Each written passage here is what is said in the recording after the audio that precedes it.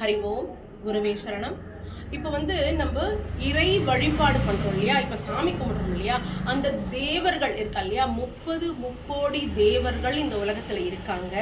அவ எல்லாருமே யாரு அப்படின்னு கேட்டாக்கா, சாஸ்திரம் என்ன சொல்றதுனாக்கா 30 முக்கோடி தேவர்களும் கூட மனிதர்கள் தான் அப்படின்னு சொல்லுது. எப்படி வேதம் சொல்றது அப்படின்னாக்கா, இந்த உலகத்துல புண்ணியம் பண்ணி அதுல நிறைய புண்ணியம் பண்றா இல்லையா, அந்த புண்ணியவான்கள் தான் இறந்து அவ மேலோகத்துக்கு போகும்போது பகவான் என்ன பண்றாருனாக்கா, அவளுக்கு பிளண்டி ஆஃப் புண்ணியம் இருக்கிறதுனால தேவர்களாக ப்ரமோட் பண்ணி வச்சிருக்காங்க அப்படின்னு சொல்லிட்டு வேதம் சொல்றது. இப்போ இறைவன் பத்தின எல்லா விஷயமும், ஆன்மீக பத்தின விஷயம், ஆத்மா பத்தின விஷயம் எல்லாமே நம்ம அவுட்டர் வேர்ல்டுல தெரிஞ்சுக்கவே முடியாது. ஏன்னா அந்த நாலேஜ் உலகத்துல கிடையாது.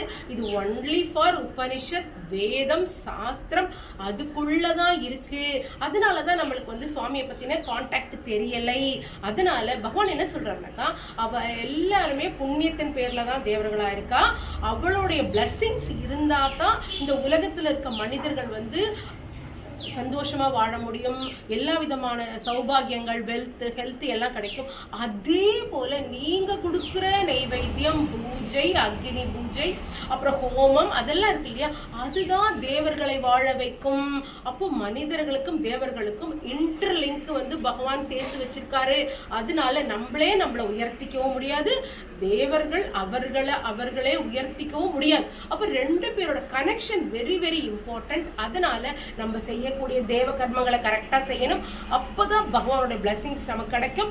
அந்த ஒரு பரிவர்த்தனை, ஒரு இன்டர்லிங்க் எப்பயுமே எல்லாரும் இருக்கணும். அதனால எல்லாரும் கோயிலுக்கு போகணும், சாமி கும்பிடணும், பூஜை பண்ணணும். இதை தவறாம பண்ணினாலே நம்ம வாழ்க்கையில நல்ல விதத்துல நம்ம உயரலாம் அப்படின்னு வேதம் சொல்றது. இந்த விஷயத்தை நாம இன்னைக்கு மெசேஜ் எடுத்துக்கலாம். ஹரி ஓம் குருவே சரணம்.